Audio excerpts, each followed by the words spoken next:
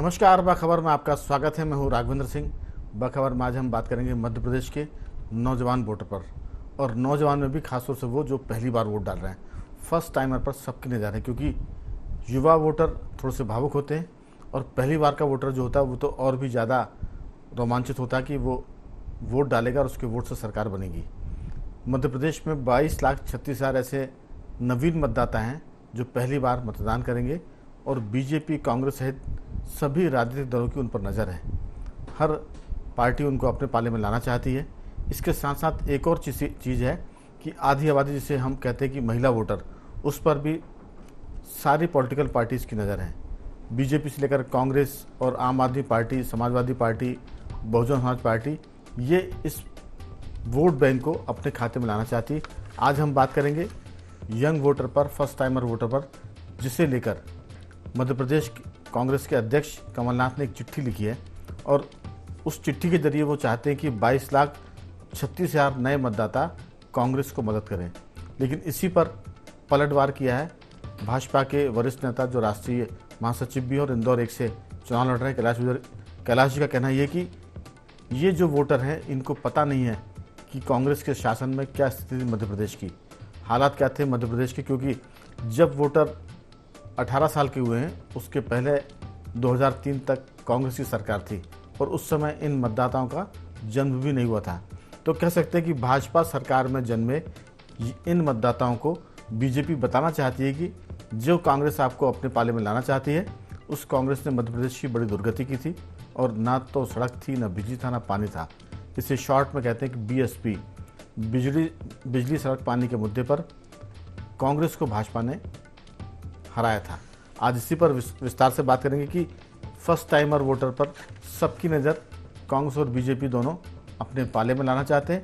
चर्चा के लिए हमारे साथ स्काइप पर रहेंगे मध्य प्रदेश के वरिष्ठ पत्रकार संदीप पौराणिक जी, स्काइप पर रहेंगे हमारे साथ डॉक्टर राहुल रंजन, पत्रकार साथी, और स्टूडियो हमारे साथ मौजूद है हमारे सामाजिक कार्यकर्ता कमल राठी जी। आप सभी का बहुत बहुत स्वागत है। चर्चा की शुरुआत संदीप जी आपके साथ। मेरी आवाज़ सुन पा रहे हैं? जी हाँ, जी आ रही रवि। दरअसल बहलाने फुसलाने के लिए जो जितना भी अनाड़ी मतदाता होता है, नया मतदाता होता है, उस पर लोग डोरे डालते हैं। हालांकि शब्द घटिया है डोरे डालना, लेकिन हर कोई बहलाना चाहता है, फुसलाना चाहता है, क्योंकि नया वोटर कई बार पार्टी के जो नेता भाषण देते हैं उस पर फिदा होता है, कई बार वो किसी नेता की ड्रेस कोडिंग पर फिदा हो जाता है, और कई बार वो इस बात पर उनसे स्नेह करता है कि लीडर देखने में बड़ा अच्छा रहा है और उसका जो जिसे कहते हैं ना मैनेजमेंट, वो बहुत बढ़िया है। तो नया वोटर किसी भी बात पर आपसे आपका मुरीद हो सकता है। तो कांग्रेस बीजेपी इसी मुद्दे पर उनको अपने पाले में लाना चाहती है। आपकी राय, कमलनाथ की चिट्ठी और कैलाश विजयवर्गीय का पलटवार, क्या लगता है आपको? देखिए राघवेंद्र जी, राजनीतिक दल हैं, चुनाव हैं, जैसा आपने कहा ना, शब्द बेहतर हो या सही हो या गलत हो, ये फंडे हैं, जाल हैं, दाने हैं जो राजनीतिक दल फेंकते हैं जी, और वो फेंके जाने शुरू हो गए हैं। अब मुझे कमलनाथ जी के पत्र में जो चीज दिख रही है वो दो तरह से है राघवेंद्र जी। जैसा कैलाश विजयवर्गीय जी ने कहा वो बात भी ठीक है। कमलनाथ जी ने भी जो बात कही कि ये जो फर्स्ट टाइम वोटर हैं, इन्होंने बीजेपी का शासनकाल देखा और ये ऐसी सरकार है जिसने युवाओं के लिए कुछ नहीं किया। ये दो पक्ष हैं राघवेंद्र जी, एक 2003 के पहले का और एक 2003 के बाद का। जो फर्स्ट टाइमर वोटर है उसने बमुश्किल से होश संभालने के बाद 7-8 साल 10 साल का कार्यकाल ये प्रदेश को देखा है जी। ऐसे में बीजेपी की कोशिश है कि वो 2003 के पहले का मध्य प्रदेश इस युवा वर्ग को बताए, और दूसरा कमलनाथ की कोशिश ये है कि वर्तमान हालात जो रोजगार नहीं है, समस्याएं हैं, इनकी तरफ जाए। तो राजनीति में तरह तरह के प्रयोग होते हैं राघवेंद्र जी। जैसा आपने कहा कि कई राजनेता कविताओं में बात कहेंगे, कोई मुहावरों में बात कहेंगे, कोई अपने ड्रेस सेंस के जरिए आपको लुभाएगा। सबके अपने अपने तरीके होंगे ताकि वो फर्स्ट टाइमर वोटर जो 22 लाख से ज्यादा है वो उसकी तरफ आकर्षित हो। इसका कारण भी एक और है राघवेंद्र जी, क्योंकि मध्य प्रदेश की राजनीति में पिछला जो चुनाव था वो 1 लाख से कम के वोट का अंतर था और बढ़त थी बीजेपी की, सरकार कांग्रेस की बन गई थी। लिहाजा ये 22 लाख जो वोटर हैं वो मध्य प्रदेश के चुनाव में बड़े निर्णायक रहने वाले हैं। लिहाजा कोई भी दल हो, वो इसे अपनी तरफ खींचने की कोशिश करेगा। पहले अभी तो लिखा गया है पत्र, फिर बात आएगी कौन यूथ को टिकट देता है, कौन युवा की बात करता है, किसने युवाओं को लेके नीतियां बनाई। ये सारी चीजें, ये विमर्श मुझे लगता है कि कमलनाथ का पत्र लिखने के बाद शुरू हो जाएगा। बिल्कुल आपने ठीक कहा। और इसके साथ साथ हमारे पास जो आंकड़े वो बताते हैं कि 20 साल से 29 साल तक के जो वोटर हैं उनकी तादाद 1,49,00,000 यानी 1.5 करोड़ ऐसे हैं जिनकी जो मतदाताओं की उम्र 20 से 29 साल की है, और 18 से 19 साल के 22 लाख वोटर है। तो हम कह सकते हैं कि 18 से लेकर 29 साल के जो वोटर हैं उनकी संख्या लगभग 1.25 करोड़ है। और ये 1.25 करोड़ पर जो फोकस करेगा, चाहे वो रोजगार के माध्यम से हो, चाहे वो अपने ड्रेस कोड की बात हो, भाषण की बात हो, लच्छेदार बातचीत की बात हो, या सीधा संपर्क करने की बात हो। और कई बार वोटर जो युवा होता है वो भावुक, जो सर मैंने कहा था कि बड़ा भावुक होता है, वो राष्ट्रवाद के नाम पर आपके साथ खड़ा हो जाता है, वो धर्मनिरपेक्षता के नाम पर आपके साथ खड़ा हो जाता है, वो भक्ति भाव की वजह से सनातन के मामले में जिसे कहेंगे वो माइनॉरिटीज़ और उसमें भी बढ़ जाता है कि बहुसंख्यक कौन है और अल्पसंख्यक कौन है। तो बहुत सारे मुद्दों में 4-5 ऐसे मुद्दे होंगे जिन पर वोटरों को फोकस करके पार्टियां चाहेंगी कि उनके वोट खाते में, उनकी झोली में आ जाए। मैं लौटूंगा, आपने बहुत सही बात की कि इसके बाद मुद्दा बनेगा कि कौन पार्टी कितने युवाओं को प्रत्याशी बनाती है और कौन पार्टी कितनी महिलाओं को प्रत्याशी बनाती है, क्योंकि कौन सी पार्टी 33% महिलाओं को, जो एक बिल पारित हुआ है संसद में कि हर चुनाव में, अब लोकसभा में, विधानसभा में ये 33% का आंकड़ा होगा, लेकिन वो 2024 के बाद होगा। अब लेकिन पार्टियां कितना उसको इस चुनाव में फॉलो करती है, ये भी देखने की बात होगी। मैं लौटूंगा आपके पास। हमारे साथ स्काइप पर जुड़ गए हैं डॉक्टर राहुल रंजन। राहुल जी, मेरी आवाज़ सुन पा रहे हैं? राहुल जी से भी हमारा संपर्क नहीं हो पा रहा है। कमल राठी जी, आपको क्या लगता है, जो बात चर्चा में आई है 22,36,000 वोटर, इसके साथ नए वोटरों को, नए युवाओं को कितने को टिकट मिलता है, ये भी चुनावी मुद्दा बन सकता है? आपका इसमें क्या कहना है? नहीं, बिल्कुल। मैं पहले महिलाओं से शुरू करना चाहूँगा कि एक बिल पास हुआ है जिसमें 33% महिला आरक्षण की बात की गई है, जो कि 2029 से 31 में लागू होगा। लेकिन अगर कोई राजनीतिक दल अपनी स्वेच्छा से 33% आरक्षण महिलाओं को दे दे, बिल्कुल उस लायक टिकट दे दे, तो उसके लिए कोई संविधान, कोई नियम, कोई रोक नहीं, उसमें कोई रोक नहीं है जी। तो ये दोनों ही दल में से जो करना चाहता हो, जो साफ गोई से ये बताना चाहता हो कि सब हम तो महिलाओं के लिए बिल्कुल जागरूक हैं और उन्हें आगे बढ़ाना चाहते हैं, तो उन्हें 33% टिकट देना चाहिए और लेके सामने आना चाहिए, तो उनको बहुत लाभ मिलेगा। नहीं तो कहीं ना कहीं सिर्फ लुभावन वादों से अब राजनीति नहीं चलेगी, और अब छोड़ें, और शायद 2-4 साल बाद तो बिल्कुल नहीं चलेगी, क्योंकि जो राजनीति का ट्रेंड बदला है वो एकदम बहुत तेजी से बदल रहा है। आपने युवाओं की बात करी, तो युवाओं के पास भी अब युवा तार्किक होता है, वो बिना तर्क के कोई चीज़ों को स्वीकार नहीं करता है। आपके मेरे या कह देने से, किसी राजनीतिक दल के कह देने से वो नहीं स्वीकारता। राजनीतिक दल के हर नेता, चाहे किसी भी दल का हो, उसकी छवि एक आम जनता के बीच एक बार नेता बनने के बाद छवि उसकी धुलमिली होती है, उसे कोई भी बहुत अच्छे उससे नहीं देखता है। वो मान के चलता है कि साहब नहीं, नेताजी हैं, अब ठीक है साहब, उनके लोगों को ही काम होगा। तो ये सब जब तार्किक और जो मैनिफेस्टो में चीज़ें आएंगी और युवाओं को लगेगा कि उनके तरफ, उनके लिए कोई सरकार कुछ काम करना चाहती है, तो मुझे लगता है तभी जाके वो युवा टर्न आउट होगा और उस तरफ वोट डालने जाएगा। और इसके लिए मैं चुनाव आयोग से भी अपील करूंगा कि इन्हें इतना जागरूक करें कि कम से कम वो वोट डालने जाएं। नहीं तो बच्चा पहली बार का वोटर है, वोट डालने ही नहीं गया, तो मशीनें अभी से रखें। जैसे कलेक्टर ऑफिस भोपाल में मैंने देखा कि वहाँ मशीन रखी हुई है कि लोग आके देख सकें। तो मुझे लगता है कि अभी से हर पोलिंग बूथ पे मशीनें रखा जाएं, लोग अपना ट्रायल रन लें, तो पब्लिक को, जो युवा पीढ़ी है, उसको एक उत्सुकता पैदा हो, वो देख के आए तो वोट डालने जरूर जाए। किसी भी दल के पक्ष में डाले, सोच समझ के डाले। इतिहास के आधार पे वोट डालना बड़ा कठिन काम है मेरे ख्याल से। तो मुझे लगता है कि किसी के परिवार में कोई राजनीतिक परिपाटी होगी तो वो उधर जाएगा, और नहीं तो वो तार्किक तौर पे उसको जो चीज़ ठीक लगेगी वहीं वो वोट करेगा। बिल्कुल राठी जी, दरअसल हम उन बच्चों की बात कर रहे हैं जिन्होंने 18 साल की उम्र को अभी छुआ है और वो बड़े भावुक होते हैं। वो फिल्मी दुनिया में पिक्चर और पोस्टर देखकर ही कई बार लोगों से मोहब्बत कर बैठते हैं और उसके बाद वो धोखे खाते हैं। तो वो जो उम्र है बड़ी कच्ची उम्र होती है और उस उम्र के ही लोगों पर दोनों पार्टियां नज़र रखे हुए हैं। 18 साल की बहुत ही मासूम उम्र होती है। हम इसी पर कहना चाहते हैं कि 22,36,000 वो ऐसे वोटर हैं जिनको पहली बार मतदान करने का एक तरह से रोमांच है। पहली बार उनको लगेगा कि हमारे वोट से सरकार बनेगी। तो वो लोगों के वादों में झांसों में ना आ जाए। लेकिन हमेशा एक किस्सा है पुराना, एक कहानी है।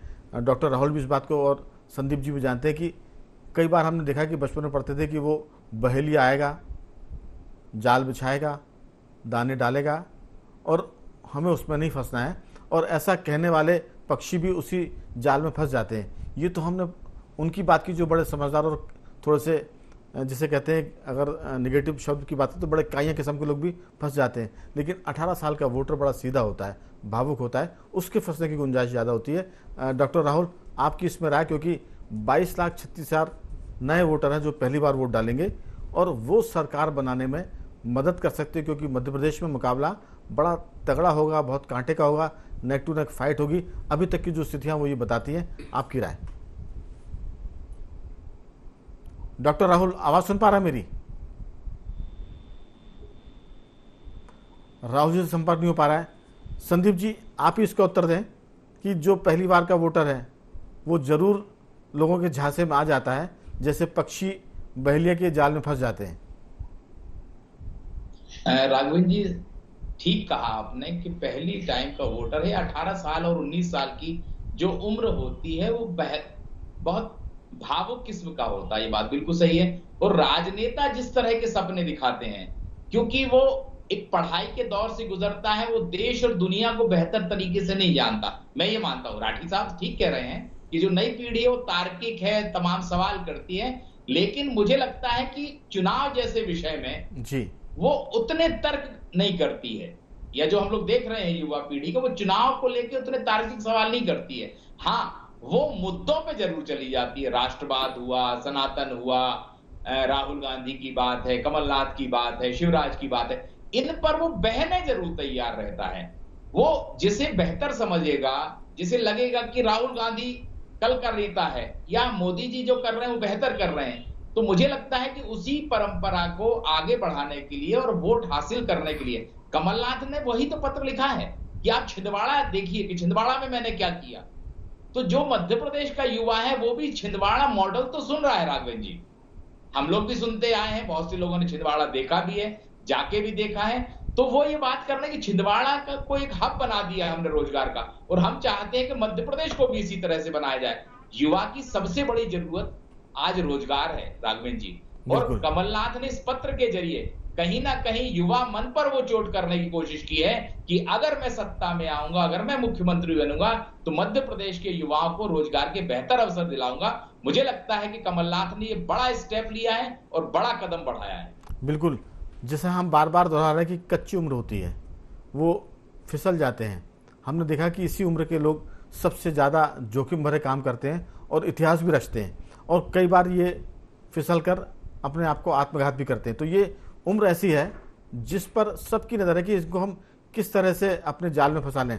राहुल जी, आप तो कॉलेज में पढ़ाते हैं, यूनिवर्सिटी में पढ़ाते हैं पत्रकार के विद्यार्थियों को, क्या लगता है आपको कि 18 साल की उम्र के बच्चे जो राजनीतिक दल हैं उनके झांसे में आ सकते हैं, या जैसा राठी जी बता रहे हैं कि वो बड़े तार्किक होते हैं, वो चीज़ों को सोच समझ के वोट करते हैं। कई बार वो फिल्मी दुनिया को पिक्चर देखकर शाहरुख खान के फैन हो जाते हैं, कई बार वो आमिर खान के फैन होते हैं, कई बार अमिताभ बच्चन के फैन हो जाते हैं। तो अभी वो उनकी दुनिया बड़ी रूमानी होती है। उनको लगता है कि जो दल बहुत आक्रामक है, चाहे राहुल गांधी की बात हो, चाहे नरेंद्र मोदी की बात हो, शिवराज सिंह की बात हो, आपको लगता है कि ये सब चीज़ें 22,36,000 वोटरों को अपने पाले में लाने की है, और कौन कितना सफल होगा, ये इस पर आपका अनुमान? की उम्र को आप कह दें कि अभी इनके पास सोच समझने की क्षमताएं नहीं होती, लेकिन आज का जो युवा और आज का जो मतदाता है वो बहुत ज्यादा समझदार है पहले की तुलना में। वो चीजों को देख रहा है, समझ रहा है। और जब सबसे बड़ी बात यह है कि आज सोशल मीडिया पे जो 18 वर्ष का युवा जो वोट देने के लिए पहली बार तैयार हुआ है, वो राजनीतिक दलों को बहुत अच्छे से समझ रहा है। वो राजनीतिक दल क्या करने जा रहे हैं, उनके नेता क्या कर रहे हैं, हमारा भविष्य में क्या होने वाला है, हमारी शिक्षा किस तरीके से होगा, हमारा स्वास्थ्य किस तरीके से होगा, रोजगार मिलेगा कि नहीं मिलेगा, ये तमाम चीजों पे जो चिंतन युवा कर रहे हैं, मैं समझता हूं कि बाकी जो पुराने वोटर से जो वर्षों से वोट देते आ रहे हैं वो उतना चिंतन नहीं कर रहे जितना युवा वर्ग चिंतन कर रहा है। भविष्य को लेकर चिंताएं हैं और आज युवाओं के यदि भविष्य की चिंता जो भी राजनीतिक दल करेगा वोट वहां जाएंगे। तो ये बिल्कुल स्पष्ट हो चुका है, इनको भ्रमित नहीं किया जा सकता, न कि इनको किसी तरीके का लोभ दिया जा सकता है, संभव नहीं है। मैं आपकी बात क्यों रोक रहा हूं? जो चिंता करेगा, जो दल चिंता करेगा, वोटर उसकी तरफ जाएगा।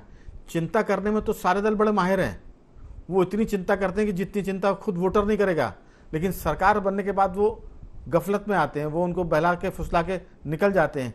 यही तो परखने की बात है कि जो चिंता कर रहा है वो सच में उनकी चिंता करेगा या जो चिंता कर रहा है वो यूं ही उनका वोट लेके निकल जाएगा। यहीं पर तजुर्बा काम आता है।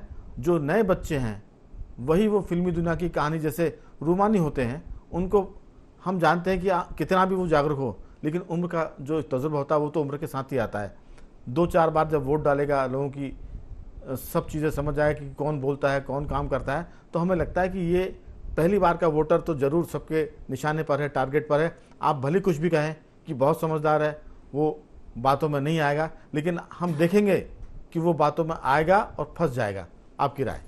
नहीं राघवन जी, मुझे तो ऐसा नहीं लगता कि ये बातों में आएगा, क्योंकि आज का जो दौर है, आज का जो युवा है वो बहुत ज्यादा समझदार है। और मैं समझता हूं परिपाटी, मैं आपकी इस बात से उम्मीद करता हूं कि जो आप कह रहे हैं वो सच साबित हो। लेकिन राठी जी, बच्चे बहल जाते हैं, फिसल जाते हैं। देखिए, आपकी कच्ची उम्र में लोग प्रेम भी करते हैं और उसमें हम देखते हैं कि क्या क्या होता है। पहले का अलग था, अब का अलग है। तो सीधी सी बात है कि प्रेम संबंधों से लेकर वोट डालने तक जो 18 साल का बच्चा, लेकिन हमारे प्रोफेसर साहब कह रहे हैं कि वो पहले से ज़्यादा समझदार है, चुनाव के नतीजे बताएंगे कि वोट किस तरफ गया है। मुझे तो लगता है कि उम्र का जो तजुर्बा होता है उसमें ये बच्चे नए हैं, अनाड़ी हैं, जरूर ये फंस सकते हैं, ऐसा लगता है। आपका क्या कहना है? नहीं, देखिए, फंसने की बात पे तो कभी भी कोई फंस सकता है, उसके लिए मेरे ख्याल से उम्र कोई तकाजा नहीं है। लेकिन मैं राहुल भैया की बात से सहमत हूँ, क्योंकि वो तो बच्चों को पढ़ा रहे हैं, अपने से ज़्यादा नज़दीक से शायद वो रोज़ बच्चों को देखते हैं।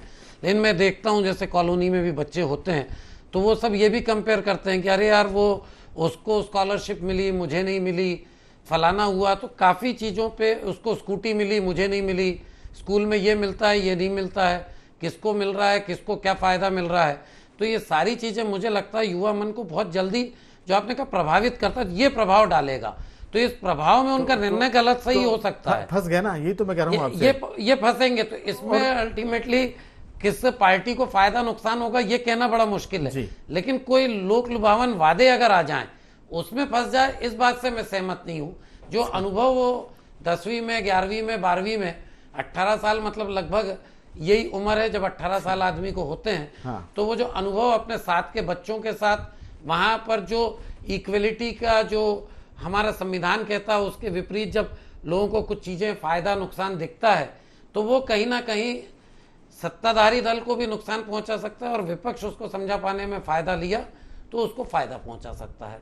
तो मुझे लगता है कि वहां फंसने की जो आप बात कह रहे हो, बिल्कुल वहां हो सकता है, लेकिन नए लोक लुभावन वादे में नहीं फंसेगा। बाकी बेरोजगारी, ये अभी वो जो 20 से 29 साल आपने कहा, वो बेरोजगारी के मुद्दे पे आएगा। तो 20 से 29 साल वाला अधिकतर या तो वोटर या वोट डालेगा ही नहीं, क्योंकि वो कहीं ना कहीं अगर नौकरी पे, रोजगार में, तो वो भोपाल आएगा ही नहीं। वोटर यहाँ का है, वो वोटर कार्ड यहाँ का बना है, वोट ही नहीं डालेगा। वो एक अलग विषय हो गया। और जो भोपाल में है वो अगर बेरोजगार है तो रोजगार पे डालेगा। वो किसी और, जैसे साथ वालों को लोन मिल गया, मुद्रा लोन वगैरह, और उसे नहीं मिला किसी कारणवश, बहुत सारी चीजें हैं, तो वो विपक्ष को फेवर करने लगेगा। तो मुझे लगता है कि बहुत सारी चीजें फंसने और नहीं फंसने दोनों ही विषय हो सकते। बिल्कुल, मैं बार बार इस बात पर फोकस कर रहा हूँ संदीप जी की भावुकता की चीज़ों पर तो पूरा देश पलट जाता है। एक पठानकोट, बालाकोट की घटना थी, उसने पूरा देश का जो है फैसला बदल दिया। एक बार घटना हुई थी कि आलू प्याज बड़े महंगे हो गए थे, उसी में सरकारें गिर गई थी। तो ये जो भावनात्मक बात है, हमें लगता है कि हम बहुत ज़्यादा प्रैक्टिकल होकर बात कर रहे हैं, लेकिन प्रैक्टिकल होने के साथ साथ चुनाव में भावना पर भी लोग बह जाते हैं और राजनेता जानते हैं कि कब हमको कौन सी भावना की लहर चलानी है। कई बार वो लहर जब चलती है तो सारी बुद्धिमत्ता एक तरफ चली जाती है। मैं उसी पर बार बार कर रहा हूँ कि जो सियासी दल होते हैं वो बड़े चतुर होते हैं। और जहाँ तक लालच की बात है, भटकने की बात है, तो जो तजुर्बेकार है वो भी सोना दुगना करने के लालच में फंस जाते हैं। वो भी नोट 100 का नोट 1000 का नोट बदलने के लालच में फंस जाते हैं। हमने देखा है। फिर तो ये पहली बार के वोटर हैं, जरूर इनकी बुद्धिमत्ता उतनी चतुर नहीं होगी जितनी राठी जी की है, जितनी राहुल जी की है। हमें लगता है कि उस पर ज़्यादा इसलिए फोकस कर रहे हैं कि सब जानते हैं कि ये नया पंछी है, इसको हम ज़्यादा आसानी से अपने पाले में ला सकते हैं। आपकी टिप्पणी? देखिए राघवन जी, मैं आपकी बात से सहमत हूं। मैं ये राठी जी या राजन जी की बात से असहमत नहीं हूं जी, लेकिन उम्र के साथ या घटनाएं होने के साथ या धोखे खाने के बाद अनुभव ज्यादा होता है और फैसले का आपका तरीका बदलता है। मेरा अपना अनुभव है जो मैं कह रहा हूं, और हो सकता है ये सही या गलत हो। लेकिन जहां आपने 18 साल की बात कही राघवेंद्र जी, ये कमलनाथ जी का पत्र उसी दिशा में है जो आप बात कर रहे हैं। बिल्कुल। ये पत्र किस दिशा में जा रहा है? उसी दिशा में। बीजेपी कहे कि हमने इतने रोजगार दिए, इतने लोगों को लोन दिया, इतने लोगों की, तो ये एक माहौल बनाया जाएगा। इसीलिए इस पत्र की गंभीरता को समझकर कैलाश विजयवर्गीय ने जो काउंटर किया है वो नई पीढ़ी को ले जा रहा है। उनके जन्म से पहले जो 18 साल के बच्चे हैं, जो वोटर हैं, उनको वो ले जा रहे हैं कि जब तुम्हारा जन्म भी नहीं हुआ था, 2003 के पहले मध्य प्रदेश की हालत सड़क विहीन था, बिजली विहीन था और पानी का संकट था। वो ले जा रहे हैं इतिहास के भीतर कि आप जिन पन्नों को टटोलने की कोशिश कर रहे हैं, यही तो पार्टियों का झगड़ा जिस पर हम बात करना चाह रहे हैं। जी, मैं वही कह रहा हूं राघवेंद्र जी कि वो 2003 के पहले का मध्य प्रदेश बताएंगे, ये 2003 के बाद का मध्य प्रदेश बताएंगे। ये जो 18 साल की पीढ़ी है, मैं वो कह रहा हूं कि 10 साल तक हम कुछ नहीं जानते, खेल कूद और पढ़ाई लिखाई, मैं कहता हूं 17 साल तक भी हमारा ज्ञान बढ़ सकता है जी। लेकिन राजनीतिक दलों के राजनेताओं के चातुर्य के आगे छोटा है। वो तर्क शक्ति बढ़ गई हो, आपने कंप्यूटर चलाना सीख लिया हो, आप मोबाइल कुछ भी हो गए हो सोशल मीडिया पे, आप जो अब जिरह छिड़ेगी या जिस तरह के वादे प्रतिवादे और वाद प्रतिवाद होगा वो भी तो सोशल मीडिया पे होगा ना। आप दिखाएंगे कि पुरानी सड़क ऐसी थी, आज सड़क ऐसी है, तो जो आप परसेप्शन डेवलप करेंगे, मुझे लगता है कि युवा उसमें बह जाएगा। उसको तुलना करना बहुत आसान नहीं होता है क्योंकि हमारे मन मस्तिष्क में भी किसी के पक्ष और विपक्ष में पहले से माहौल होता है, पारिवारिक माहौल होता है, पारिवारिक चर्चा होती है, उस बच्चे के मन मस्तिष्क में वो चीजें बैठी होती हैं। और जो भावनात्मक आपने बात कही, बालाकोट की आपने बात कही और वो पुलवामा जैसा घटना हुई थी, तो ये देश बह जाता है। वो उम्र भी ऐसी है। मुझे लगता है कि आलू प्याज के मामले में जो बहुत ही तजुर्बेकार वोटर है वो तक बह गए थे, सरकारें बदल गई थी उस चक्कर में। जी, मैं वही कह रहा हूं आपसे राघवेंद्र जी कि ये मुद्दे ऐसे होते हैं जो आपके दिल को छू जाते हैं। दो चीजें आप मान के चलिए, मोहब्बत आदमी दिमाग से नहीं करता, दिल से करता है। और जो लोग ये कहते हैं कि वोट दिमाग से डाला जाता, मैं उस बात से सहमत कतई नहीं। बिल्कुल। राजनीति में यह भी कहा जाता है कि राजनेता या पॉलिटिकल पार्टी वो होते हैं जो किसी व्यक्ति को एक बार नहीं बार बार ठगने का हुनर जानते हैं, वो सफल नेता होते हैं।